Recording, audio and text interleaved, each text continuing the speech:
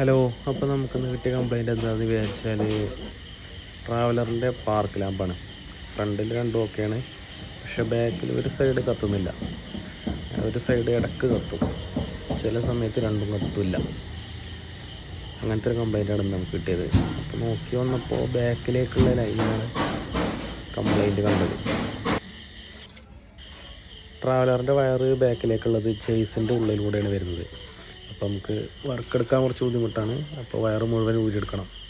അപ്പോൾ അതിന് ഊരിയെടുക്കുന്നതിൻ്റെ ഇടക്കാണ് എലി കടിച്ചതായിട്ട് കണ്ടത്. അങ്ങനെ നമ്മൾ വയറ് പിന്നെയും കുറച്ചും കൂടെ ഊരിയെടുത്ത്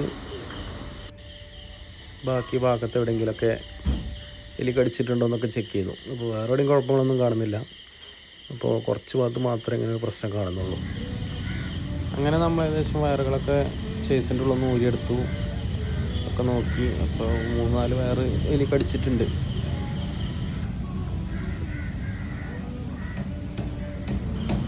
അതിനുശേഷം നമ്മൾ കംപ്ലൈൻറ്റുള്ള വയറൊക്കെ കട്ട് ചെയ്തെടുത്തു, ജോയിൻ്റ് ചെയ്തിട്ട് കറക്റ്റായിട്ട് ടാപ്പൊക്കെ ചെയ്ത് വൃത്തിയായിട്ട് ചെയ്തിട്ടുണ്ട്.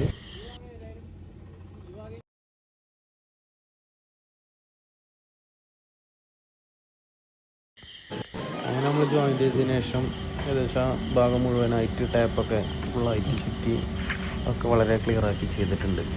അതിന് ശേഷമുള്ള കാഴ്ചയാണ് ഇപ്പോൾ ഇത്.